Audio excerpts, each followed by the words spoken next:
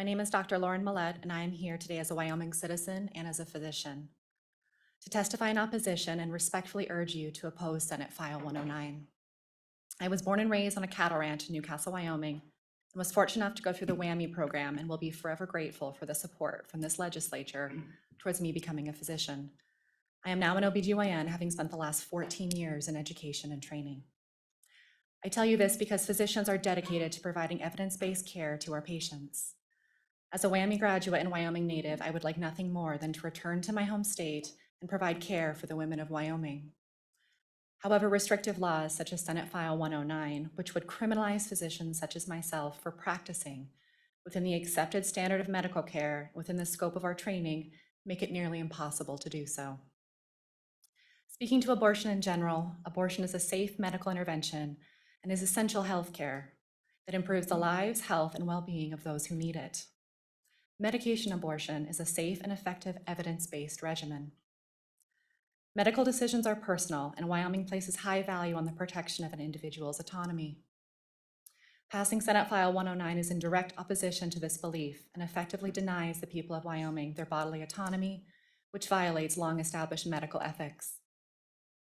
Restrictive laws such as Senate File 109 place physicians in an ethical dilemma, forcing us to choose between our obligation and oath to provide safe, evidence-based medicine to our patients and substantial legal, and in the case of Senate File 109, criminal penalties. By passing Senate File 109, this legislature would be inappropriately taking sides on a medical issue with no evidence-based justification and controlling how physicians care for our patients, counter to the recommendations of medical experts, including the American College of Obstetricians and Gynecologists. In closing, Wyoming state laws should not criminalize physicians for practicing within the accepted standard of medical care and within the scope of our training for our specialty. I respectfully urge you to oppose Senate File 109. I would like to thank the members of this committee for taking the time to listen to my testimony today. Thank you, Dr. Questions. Senator Dockstader. Thank you, Doctor. Is it your thought too, and you didn't touch on this, we used the word criminalization.